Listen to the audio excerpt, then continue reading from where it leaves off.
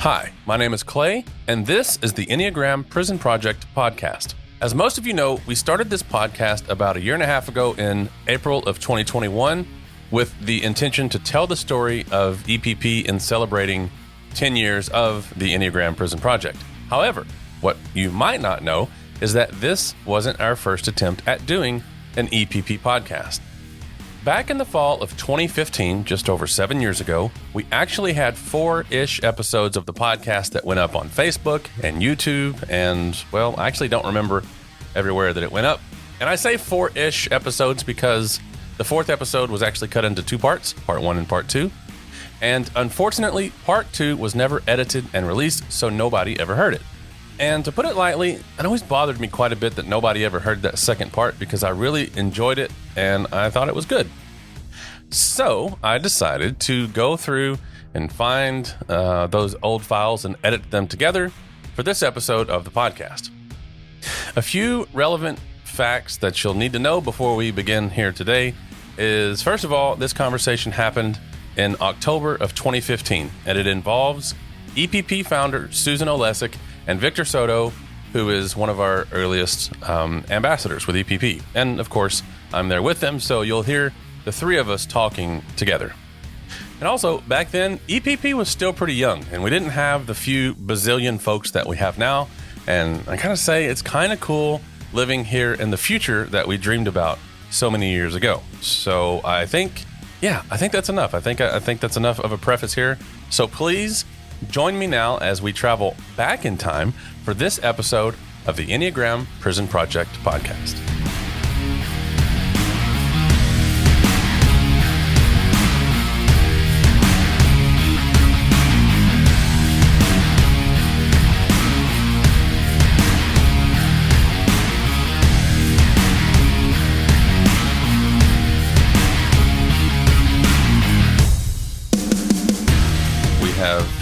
A third friend with us this morning, and so from Arizona, I wanted to check in and see how things are going your way, Vic.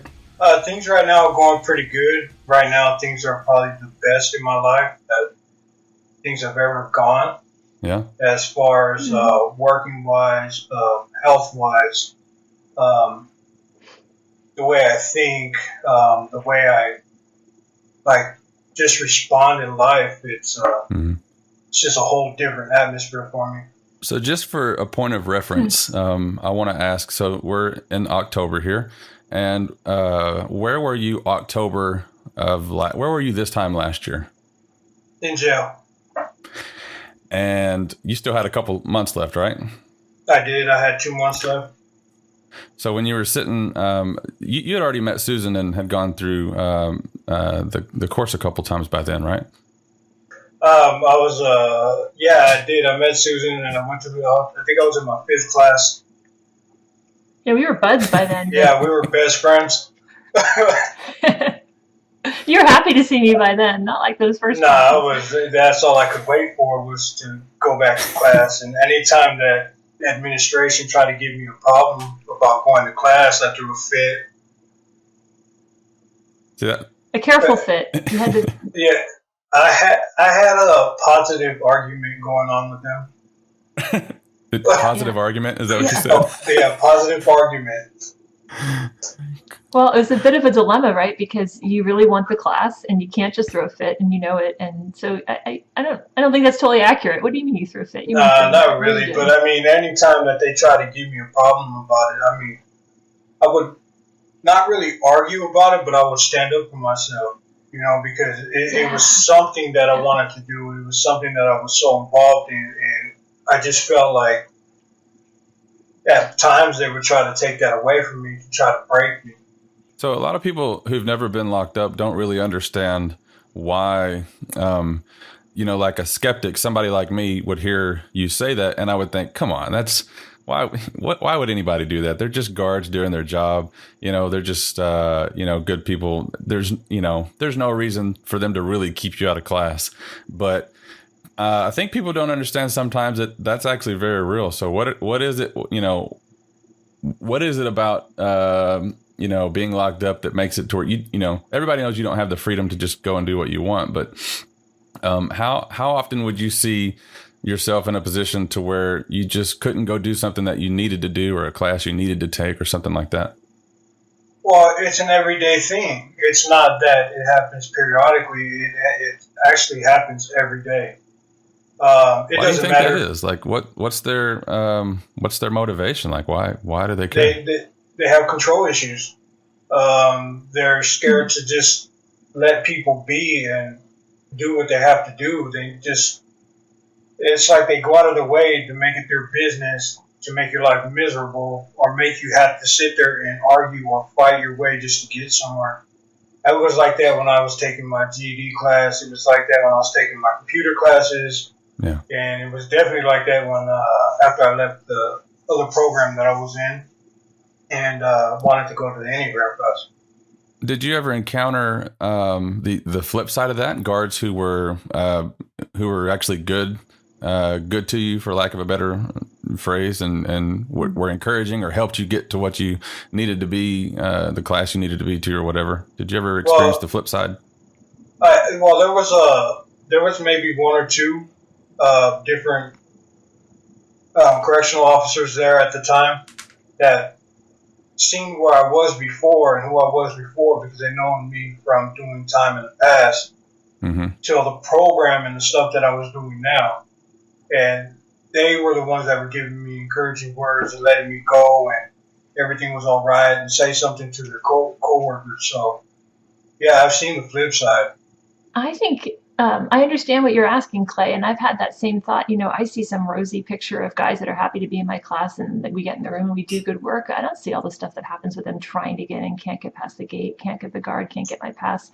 I hear these stories and I don't think Vic's making it all up. I know that this stuff exists, and it kind of begs the question, well, like, why would it be that way? Like you're saying, Clay, I think our attitude in our country is there's a blurred line between punishment and reform, and people mistakenly think that when somebody's in jail, that's the time to punish them. It's actually like being in jail is the punishment, right? It is the thing they're already in, and now they actually need to do time to heal and to learn and to grow. But it's not really an environment that caters to that. And I think that the guards that end up in there, in many ways, are an equally hurting part of the population. And I think Vic's right. I think there are control issues, and that's why people end up in those positions. We gravitate to the thing that we need to learn. Why do you think I go teach the Enneagram? Because I'm so hard on myself and I'm miserable in my own personal prison, so I want to get out.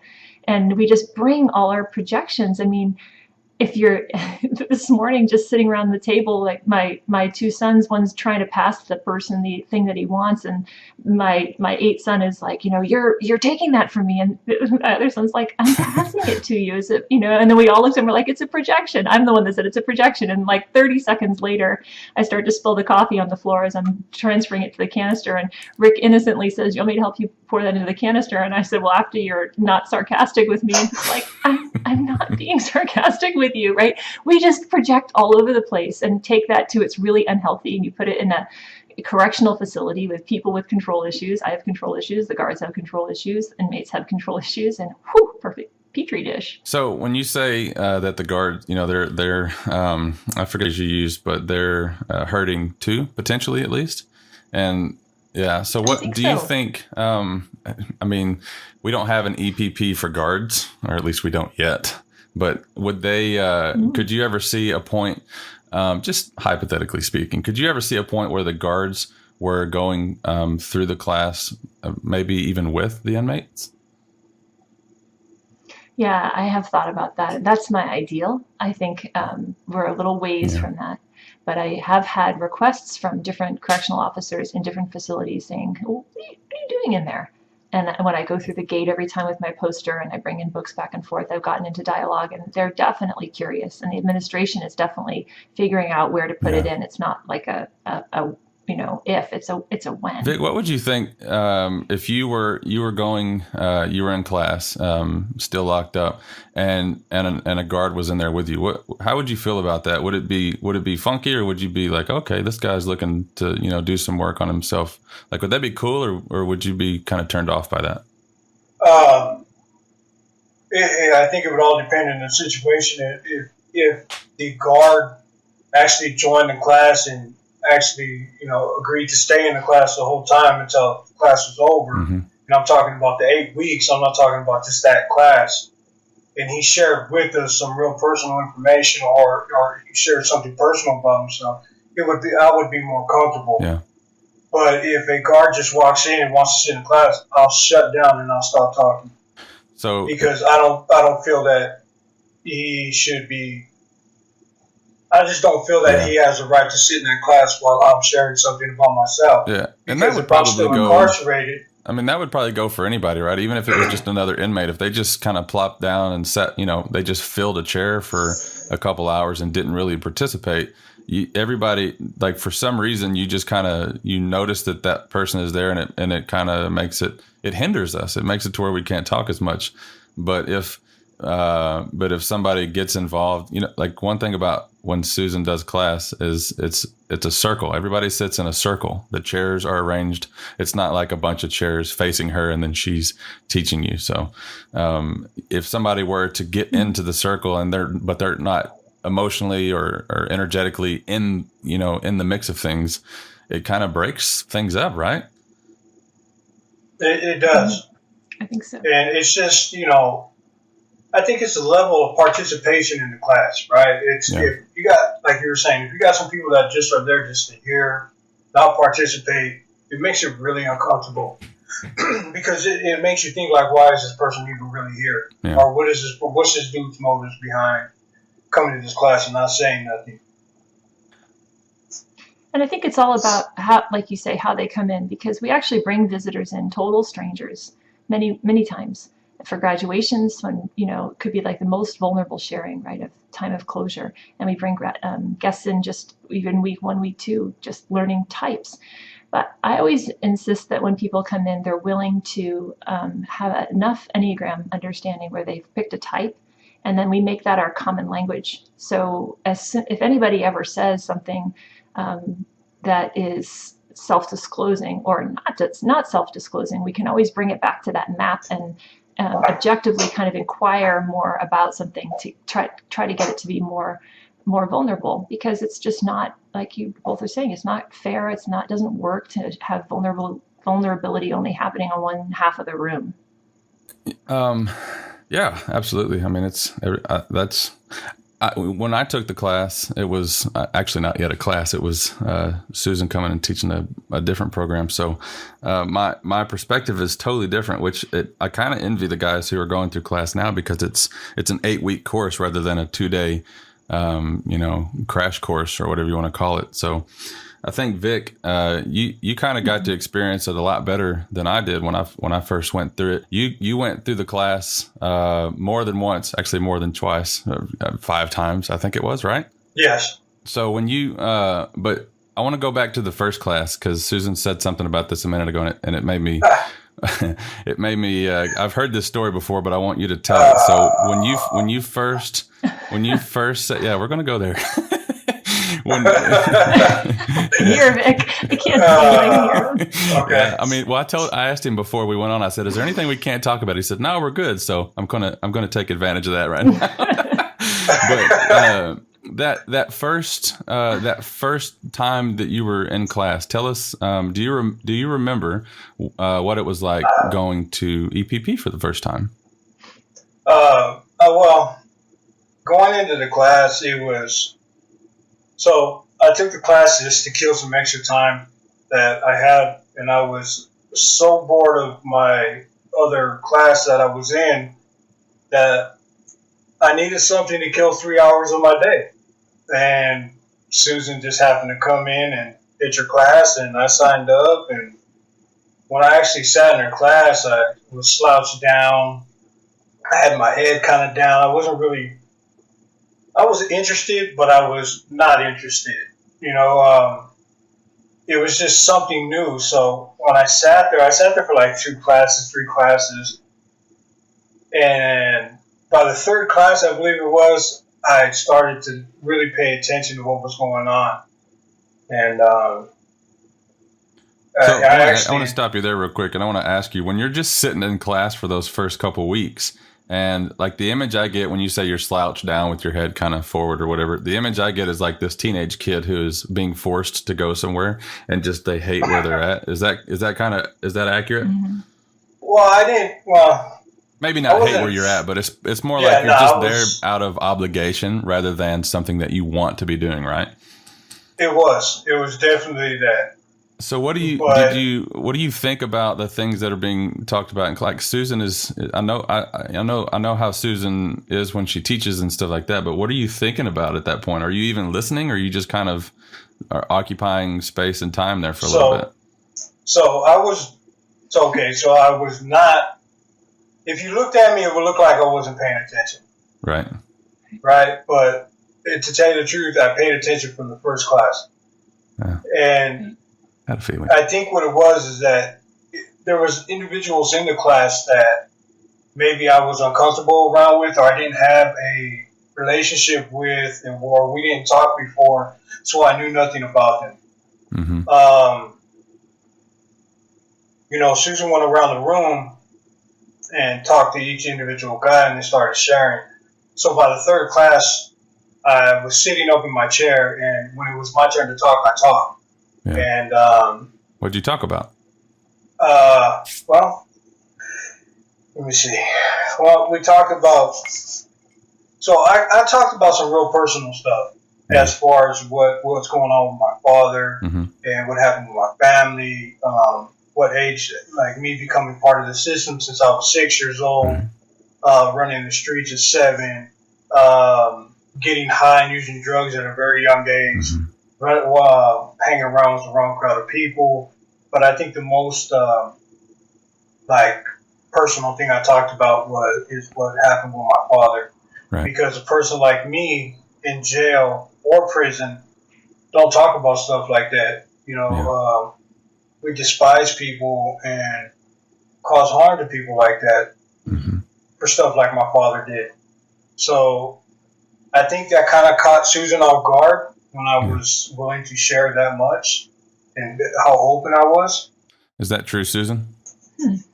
I think you did. I think that what you taught me in the class, I learned gradually over those first 8 weeks. Because remember, I come from my own projections and my own really hard inner critic. And even before I met you in Texas, Clay, like my projections would persist. Those guys are too hard, too broken. They're not going to understand. I'm too white, too female. All that stuff going through my head. So I think I'm bringing the best I can bring, but I'm reading Vic's body language, and everything about him says, I don't want to be here. And so the way I had to grow is to force myself to ask him, do you want to be here? And call him on thinking he was an 8, but really feeling like energetically, oh my God, you feel like such a 9, and trying to get to a more a conversation where the dialogue is working better. And the only way it works better is to actually pick the right type, so that I'm saying something that feels really poignant to him. If I'm talking to him from an 8 perspective, it's not going to work.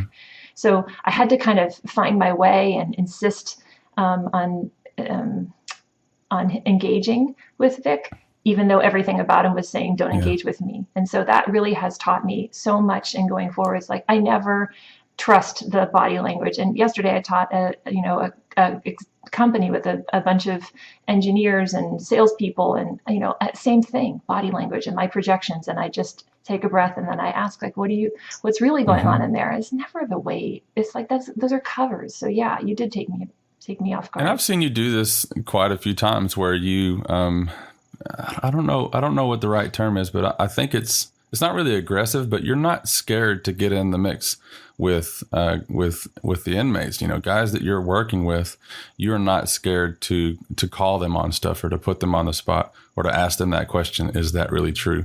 And I wonder, like, I think most people would be a little scared, frankly, of going into a place like that. Never mind the fact that you're locked in a room with a bunch of, men who are presumably pretty tough and could do some damage physically, but what is it? Have you ever had any sense of fear about putting people on the spot and getting, kind of not getting in their face, but you know what I'm saying? Like, you're just not scared to go there. And I think a lot of people would be. I think I probably would be. I think what I'm most scared of is not reading somebody well enough to know how much more I can push. and not trusting that I have the good instinct about that. And I actually have very good instincts about that. But when I feel my projection more and I'm more ungrounded, then I don't read it well. And I feel very tentative. So I think that where I've grown is I am more, once I have this integrity thing, like I feel more pressure about leaving the exchange with somebody who's participating in the class with something valuable than I do about worrying about, did I not do it right or whatever. I don't know if that makes sense. So it really, really matters to me that I do something worthwhile while I'm in there. And I think the thing that's been so helpful about letting me get over that hump is just like what you guys said earlier, not having a guard in the room or not having anything else except for the guys and me or the women and me. And I just feel like when it's like that, we're just people, we're just human, and I can go there and I can feel my instincts. And I've learned from just from time to say, like, can I push you? Can I ask more? Are you willing to say more? And usually the way I get around that is I share a little bit about me, and then they trust me, and we do this sort of dance. We figure it out as we go. I'm hearing you say that you have great instincts, and by the way, I agree. I've seen you do I've seen you do your thing, and I just totally agree with that statement. But for somebody like me, who if either I do have the instincts but not the confidence to trust them, or maybe I just don't have that instinct nearly to the degree that I wish I did, how would I or somebody else listening or watching to this, I'm wondering how is it that you learn, how do you grow that ability, or how do you learn to trust your instincts, or what is the process like for somebody like me who is perhaps a little timid or even scared to go into that situation? Yeah, I think you follow the same map. That's what the Enneagram gives all of us, the practical, tactical way through. For you as a 5 is different than it is for me as a 1. But I know that 5s tend to not trust their own inner guidance, and so you go up in your head and overthink it and come up with a lot, or maybe talk too much, or talk above somebody and come off as arrogant. Those are the pitfalls of being in your ego as a 5. So it's different from me as a 1, but it's the same way out, right? You just put your feet on the ground, take a breath, get present. Remember who you are. Remember your own tender heart. Remember your own vulnerability and your own sensitivity. You have that in spades. People say 5s are the most sensitive on the Enneagram. And stop thinking, and then just trust that exactly what you need to say is going to come out, and it does. It's the same for everybody. I appreciate the bravery in you telling a 5 to stop thinking, by the way. I don't know, that's a struggle a lot of times, but I like the answer, and that specifically where you say it's different for you because you're a 5, I'm a 1, and that's I have a lot of friends and family who don't know that much about the Enneagram, but they're curious because they know the role that it plays in my life.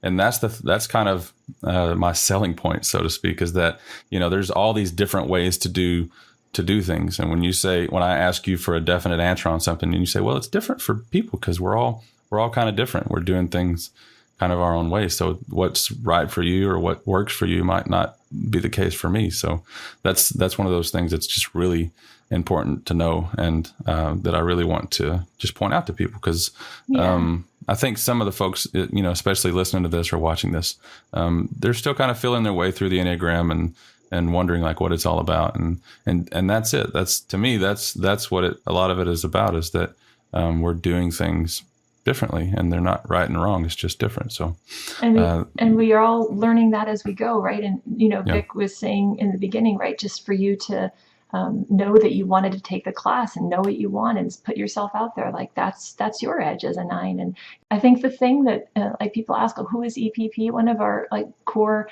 values is to be transparent, and we insist on that. It doesn't work if you're not. So if you're not willing to tell everybody in the room that your defense is to be arrogant and to know more than everybody, then they're going to sniff you out, right? You've taught me that. And Vic, if you're not willing to say, I don't like to stir the pot, right? I don't like to create the conflict. I don't like to, push too much or make too big deal of myself, they're going to sniff it out. You can't lead a class when you're slumped over in your chair, right? Now you got to be the leader. People thought you were anyway, so you have to think you are one. And that reminds me, I didn't ask at the beginning, Vic. What is your type? I'm a type 9. How long did it take you? Because you said you were listening in class, the whole time. Maybe your body language didn't give that away. But how long, or rather, when do you remember the moment where you said, "Okay, this is my type," and now a lot of things make sense, or was it gradual? So again, when Susan came in and did her pilot class, and she did her little thing in front of everybody, she was reading. She had these 9 paragraphs, and it was stuck between the 8 and the 9 because I know when I'm in custody and I'm doing serving time, I have a lot more 8, right? But when she got to the 9, it was kind of scary because it's like, well, how can she be reading something how I feel on the inside? You know what I mean? Like how I feel mentally is different. You know, how I'm thinking that I feel is different. But when she's reading this 9 paragraph, it's like, dude, like that's what really scared the hell out of me. It's like, dude, she's up there reading a piece of paper and it's like describing me. But so I think I got on the more of a defensive side, and I didn't want to be a 9. I wanted to be that 8. I wanted to be that person that everybody was either afraid of. I wanted to be that person that everybody respected in the wrong way. You know what I mean? Mm-hmm. But by the third class, I couldn't deny it or I couldn't fight it no more. It's like, okay, this is me. I need to learn to deal with this, accept it, and how can I work with it to where it exists in my life now? So when it came time, when you were going through the class that first time, and it came time to find out or to discuss, how your type contributed to your incarceration. Do you remember much about that, or connecting the dots and saying, okay, this is kind of how I've gotten to where I am right now? Well, I actually did, because it's like I always try to figure out why do I not listen to myself? Why do I not listen to my gut feeling? Why do I not pay attention to myself? Why do I think that everybody else's needs are more important than mine? And I just didn't have a freaking answer to that. You know what I mean? I couldn't just like, why? That was the answer. That was the only question I had, was why. And when we started going through the Enneagram and started reading on types, and I actually read the 9, I understand why. You know what I mean? Because I didn't think that my self-worth was worth anything. I didn't think I was important enough. I didn't think me being home for myself or for my family was important. I always thought that, because these people needed help, well, I'm going to go help them real quick, regardless on what the cost is. And when I did that, it was like people wanted me around, or, they praised Vic. Like, hey, let's just call Vic. He'll do this. He can help us with this. And it was just like this one. I was stuck in this spiral I couldn't get out of. And now I know why. So you're going through class, Vic, that first time, and when it's over with, like you realize a lot of things about yourself, about how that you have this thing called a type, that you're type 9, and you can kind of go back into the past and see how it's impacted your life. And this class, I think is it fair to say that kind of was that a pivotal point for you? Did that first time going through class impact your time, at least as if not your life, at least as your time being locked up? I can tell you this. And it's not only because it's not because I want to sit there and make people believe that, this is the greatest thing or that this is the most beautiful thing in the world. But I know when I took this class and I really truly understood the Enneagram and my type and my structure, my defense mechanisms, I knew, like, dude, it just made my life a whole lot easier. It made my life a whole lot better. I had a lot better, a more clear understanding about other individuals, about myself.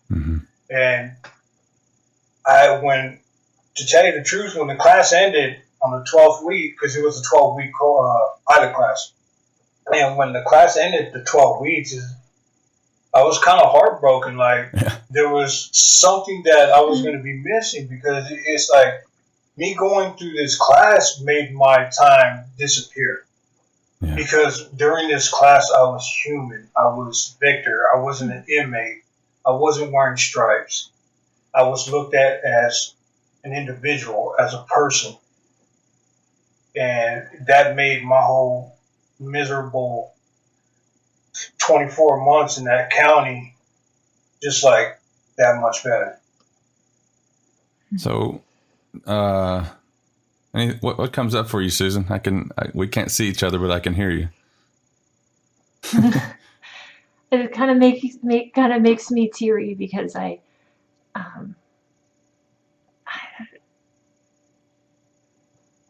just think, like, how can it be otherwise? Like, how can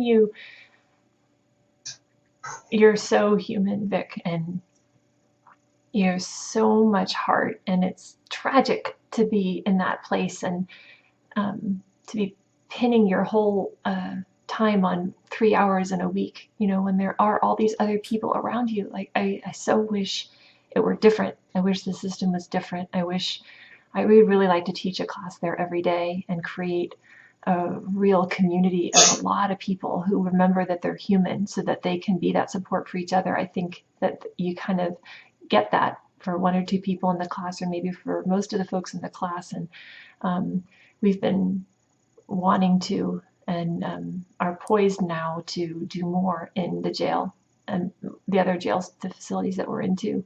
And I guess when I hear that, I just think it's so, so sad. And you're such a hero to me that you held on to your heart somehow and all the stuff that's happened in your life. And I'm sitting here feeling really moved, I think, just really touched by what you're saying and sharing. And I forget, and until you bring us back to the point that this happens in jail, I forget that we're even talking about something that's going on in prison. I forget that we're talking about a guy who was locked up at the time.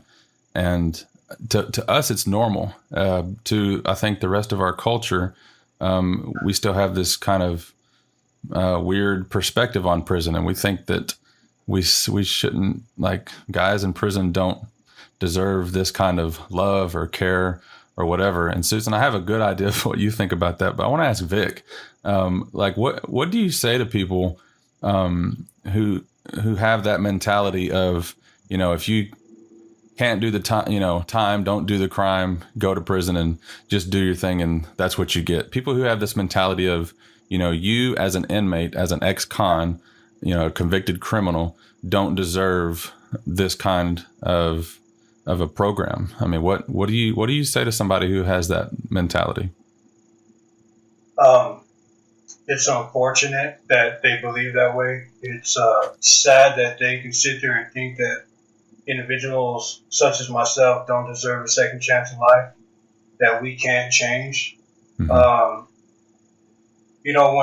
Even if I see somebody up here in Prescott and they look at me strange and, we'll just sit there and talk and they have no idea what I do. And they pass judgment on me as I'm just this ex-con and troublemaker. And, it kind of blows their mind when I tell them, well, I'm a supervisor at a drug and alcohol treatment center. Mm. And then I'm a housing director for a program called Next Step. So I oversee house managers and I oversee the program. And it blows their mind when I tell them, I spent 16 years of my life behind them walls. And I've done a lot of bad things. But you know what? Yeah. Today I'm not that person. Today I'm the person that I truly was back then, that I wanted to be, and that I knew that I was. And when, the look on their face is priceless to me. Yeah. And there's nothing I can do to describe the way they look and how fast they just stop talking. Because you know what? Before you pass judging on me, I think you need to learn me, and you need to get to know me on a more personal level and know me as a person. Not for tattoos and not for the bald head, not for the mustache, not for my past, but for who I am now. And I don't want to just gloss over the fact that you just said that you spent 16 years behind those walls. And people, it's not like you just had a bad day and then went to prison. I mean, this was and I'm not putting words in your mouth, correct me if I'm wrong, but this was a lifestyle. This was not just a couple of bad choices that you made somewhere along the line. This was the who you were as how you were living your life, right? Yeah, that was my lifestyle. And I talked to Susan about it a few times, and it's, I tell her, how people usually get up and go to work and they do their life over and over again. That's how I was in prison. It was just a lifestyle for me. It was part of my life. And you going to work, me going to prison, and me doing negative stuff was just a part of my life. And I was so Wow, I would say I was borderline institutionalized, but somehow, some way, I broke that cycle and I broke that train of thought. And, I realized that, no, I'm not institutionalized and that I just make bad decisions. I'm curious, Vic, for us, what's the definition of institutionalized? How are you borderline? What went through your head there when you're trying to define it for yourself? Institutionalized is just a place where I can see myself for the rest of my life. And at sometimes I said yes, like there was no other life that I knew. I didn't know how to live any other way. I thought me getting handcuffs put on me, I went to prison, like, okay, I'm cool. This is nothing right here. I'll be gone for 5 years and I'll be all right. And I was already mentally prepared myself to where it's like, you know what, nothing else matters. The outside world is gone. I knew how to cut off civilization from behind the walls. I knew how to distance myself from relationships and personal life than the life that I live behind the walls. And when I actually started learning about myself, I actually fought those answers. Like, no, this is not where I want to be for the rest of my life. Yeah. This is not who I really am. And it's like, I wanted something different. I wanted a better life. I wanted to break this cycle. I wanted to prove not just to myself, but to society that anybody can change. Yeah. And that's a really good point to make because, people like you, people like me, our other ambassadors, we're not just we're not lightning in a bottle. I mean, this happens to other people. Like people, believe it or not, people actually change. And it's just a matter of realizing, you know what, I'm tired of living this same old life and getting the same old results. And, I was only locked up once and that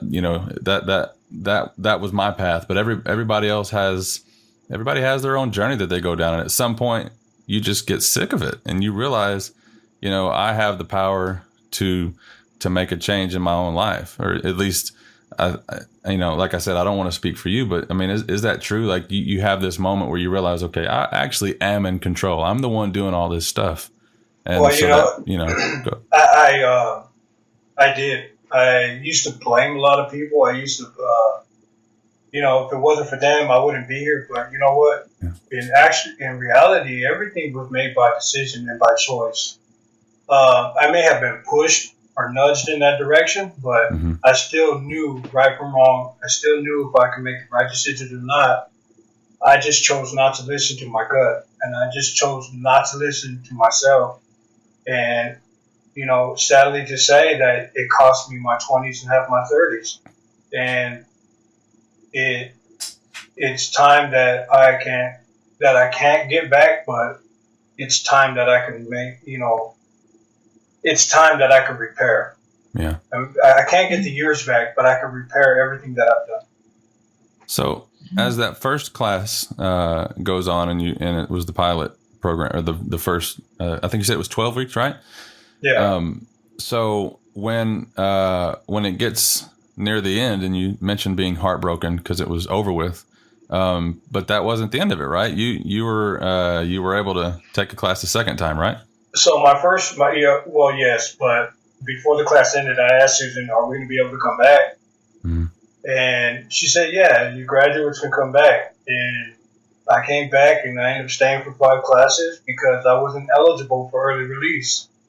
And so I want to cut you off real quick because I want to ask you, we when I talked about this last week, like I'm wondering why would you go, somebody who, or just doesn't make sense to them. Why would you go through a class that you've already been through once or twice or 3 times or 4 times? Like where is the benefit in going through this class over and over? So the benefit for me was that, one, I was going to a class that I was really enjoying. I actually started like needing to share with other individuals, not just the same 13 or 15 that were in that class, but it was like every time we had a class, there was only 3 of the same guys and everybody else was new. And everybody else, there's somebody different, always got to get to know me on a more personal level. And, I don't think there was any more greater reward than to see the look and the way they thought about me change.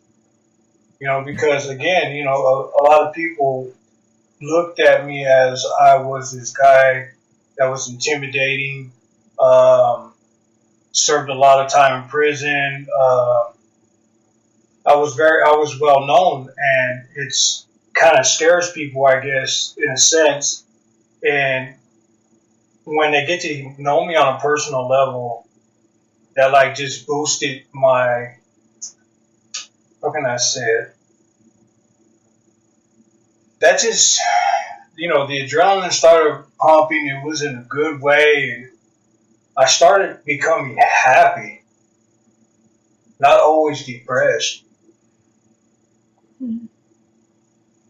It's like life was coming back a little bit, I think, Vic, when I hear you talk about it, that when you could articulate this part of yourself that had been you've been asleep to, as you start waking up to it and you start describing it, and then you see that other people also see it, right? You get that reflected back to you. It's like your life force comes back in. You remember each time in the telling who you really are, and so much about the awareness. I don't know why it's so emotional for me this morning. It's like every time you share it and every time you say it out loud, it's like that, and then the layers fall away. And that's the cool thing. That's why awareness is such an enormous step. It's just knowing, just looking. I can't change anything that we can't see. And then when you speak it, that's really touching.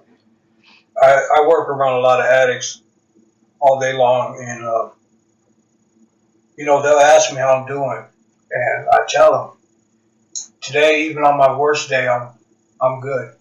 Like, I'm happy. Even on my worst day, I'm good. Like, there's nothing in this world that's going to defeat me anymore or to hold me back. Well, fortunately, you didn't get to take the class a 6th time because you got out. Yeah, and that was the life changer right there when I got out. When you got out, I know. Well, I'll just let you tell. What was it like? You wake up the morning that they're going to let you go. You obviously knew about that, in advance. So when it's time to no longer be an inmate and go back to just being Victor Soto, what was that like? Walk us through what it's like to get out of jail. Honestly, to tell you, I was scared. Yeah. I did all this work, and I didn't know what was going to be waiting for me at the gate, and that was the scary part, because if I didn't have somewhere to go, I knew where I was going to go. I was going to end up back in my old neighborhood doing the same thing, and all this work and beliefs, and it would have been for nothing. And to tell you the truth, walking to the gate to get out, I was shaking. Mm-hmm. I was just like tearing up my mind, like, literally arguing with myself and thinking the worst things possible. And then when I got to the gate, I saw Susan. And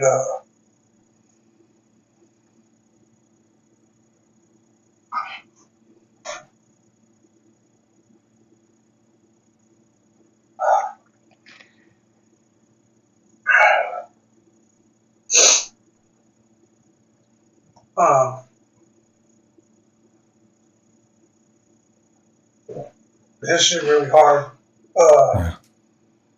Just take a breath, Vic. I'm just right here too, feeling that with you.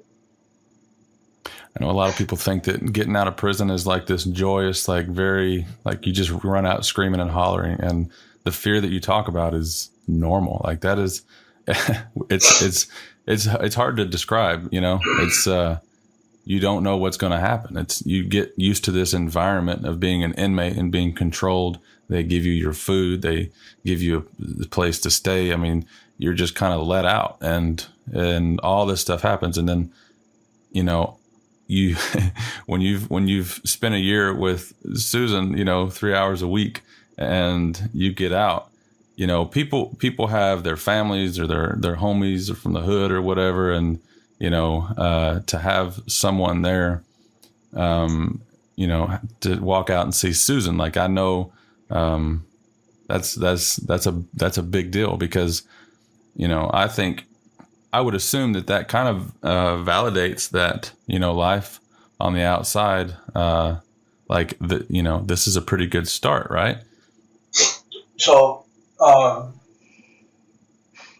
you know, there was a couple other people there waiting for me, and I didn't see them. I saw Susan, because for the first time in my life, serving time, being around people, somebody did exactly what they said they were going to do. And the reason why I say it's hard to talk about is because, you know, I think, and I strongly believe that because Susan did show up, that saved my life. And it kept me from having to go back to a lifestyle that I hated my whole life. I think the thing that I'm feeling when I hear you tell that story, Vic, is that, you know, I was taking a leap of faith too. For the record, I've never done that before. I haven't done that since. I may never be able to do that again. And I don't think I knew quite how at risk you were, because I know you're a survivor, and neither one of us will ever know if that's true, that I saved your life or that you'd been back in prison. Who knows? You learned a lot of things, but what I knew was that you were a good risk and you were worth it. And I have never looked back at that decision with anything but a lot of appreciation and affirmation. It was a good move for both of us. And from there, you know, you were out for a week and went and saw some family, and you hung out with my family, and then you got on a plane and you went to Arizona, and your life is just, I mean, it's been like one step after the next each time. You just keep making a more positive move, and you have more and more uncertainty that comes with each part. But it seems to me like it's like if we slow it down and we look back, it all started back with you making a decision to sit up in your chair, making a decision to put up your head, making a decision to choose your type, making a decision to take the 12 weeks and ask, can I take it again? I mean, I really think there's such a benefit to starting on the inside, literally, and starting on the inside of prison walls. It is, because it's like you, and honestly, again, this is not just because it's you, but, you know, you were the first person to go inside and who truly care about the individual that was sitting behind those stripes or that number. You went there and you truly cared about what you were doing. You didn't have any ulterior motives. You had none of that. And you cared about us as people, and you talked to us like we were people. And you were the first instructor I have ever seen in my entire criminal history. And to do that, a lot of people go in there and teach us because they want a paycheck or because it's a money thing, and it's their job to do it, and it makes life miserable for us that have to sit on the other end and hear it. But when you walked in and you were teaching your class, you were compassionate, you were genuine, and you were loving, and we don't see that. And when we see that, I was drawn to that. Like, Um, Yeah. I was human. Mm-hmm. Yeah. And I can really hear you coming into contact with that over and over again in this conversation. You touch that part of you that remembers over and over again, like, I'm human, I'm worth it. And I've seen your Facebook posts. I hear you say this. I heard you at the microphone, and you just remember. And it's so healing every time we get to bring you back inside. That we haven't even gotten to see the impact of that yet. Impact of somebody who has also been labeled institutionalized or a bad guy or ex-con, and that you get to come back and what is the response going to be when you're the teachers? That part, I can hardly wait. It's a mixture of excitement and terror, frankly. Terror. Well, I know. When we went to San Mateo, I had I was having emotional problems. Yeah. Because I think I was too fresh. Yeah. And I think I was only out a couple months. Yep. And to go through their little, thing about showing us at the jail and how they are, and knowing both sides, it really got me emotional. Like my emotions were running wild. I was really mad, but after we talked to the guys, it was great because it's like the look on their faces and how interested they were to hear things, and I know I'm ready, and I know I can go on there without being emotionally disrupted. Yeah. As far as anger and animosity, and knowing that these guards are full of it, or the way administration wants to sugarcoat stuff. But at the end of the day, I'm not going there for the guards or administration. I'm going there for the guys that are sitting behind the walls, and they need that support just like I needed it. Mm-hmm. And so, and I would just interrupt for a second, Vic, and say, like, it's not that I agree with you almost. It's not that I think that you'd come back and you would never get triggered or feel angry again. Like, come on, look at that environment and look how long you've lived in that. Of course, you're going to feel those things, but what I do really trust and see in you is such a groundedness and such a care about you and yourself, and a way to self-regulate. And that just means that when you feel these emotions coming up, you can remember who you are enough to take a breath and remember to come back, instead of being all, some other way, withdrawn, angry. I mean, like, of course I'm gonna feel something, but maybe I should have said it different, that I'm not gonna let it get the best of me. And I do know how to get grounded and stay with it, and I know how to accept it and be okay with it.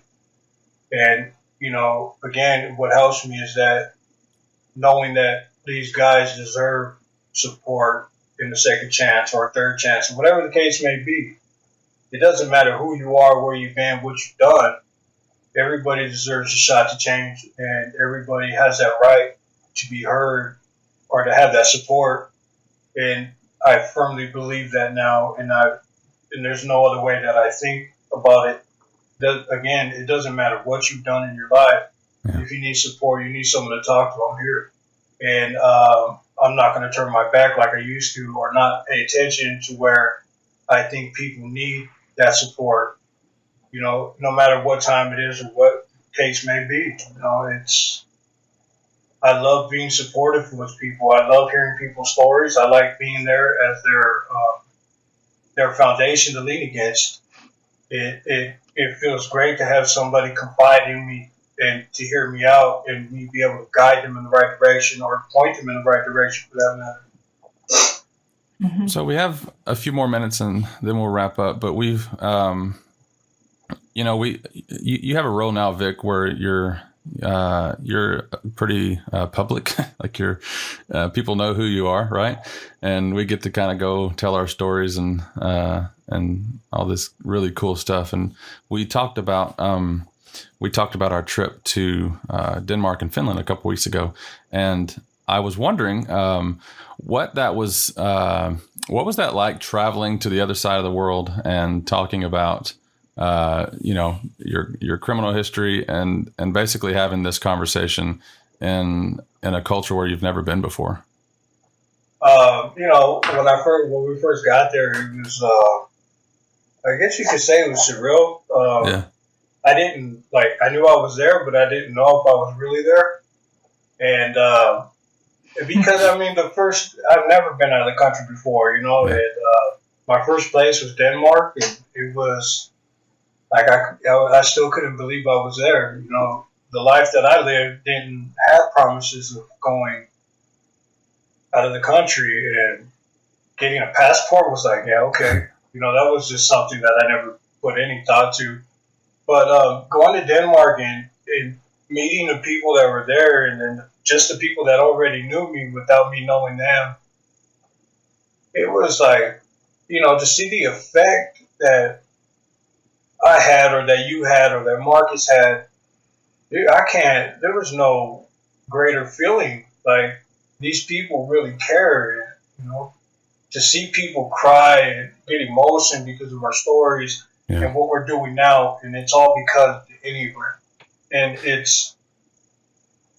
it was. I still think about it like I'm not even back yet. The people that were there were just. I can't even explain it. They were just so down to earth. They were cool. They were understanding, and they were just as psyched about the Enneagram as anybody else that I knew.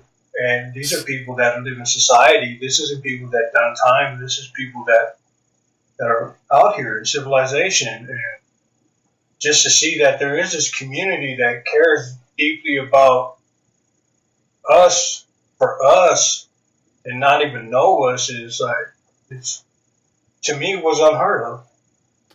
When people, because a lot of people come chat with us and, ask us questions and all that good stuff. What is the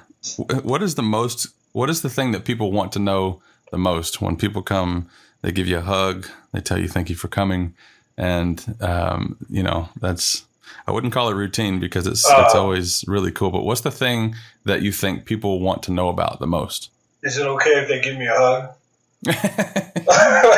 No, that's what they asked me that. Is it okay? And the answer is yes. By the way, right? I don't. Vic's a great hugger. I highly recommend it. He's a great hugger. I don't think I've seen you turn away a hug yet. Never. And if they put their hand out to me, I don't give handshakes. I give hugs.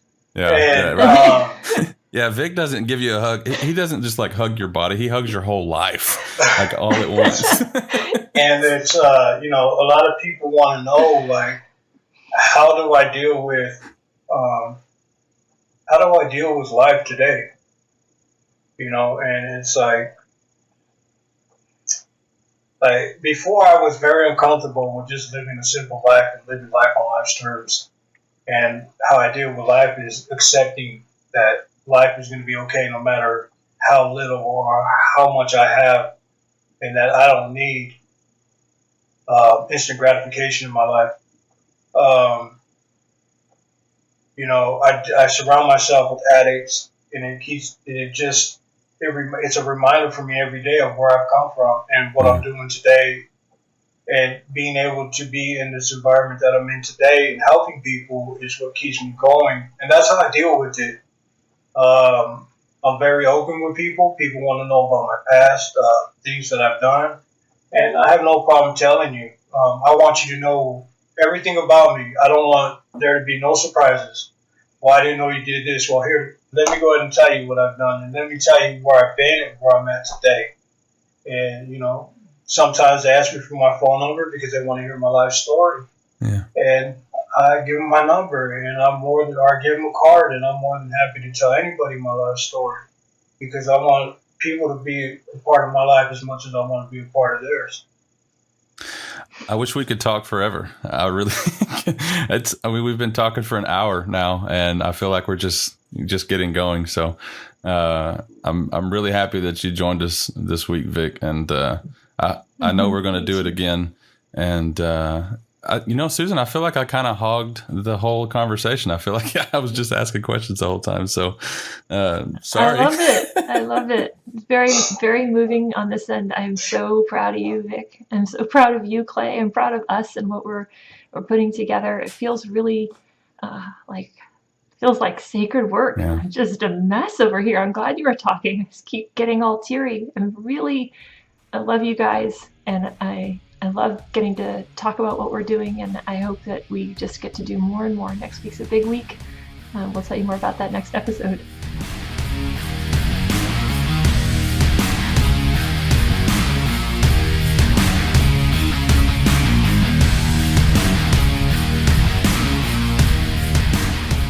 For more information about EPP, please visit EnneagramPrisonProject.org.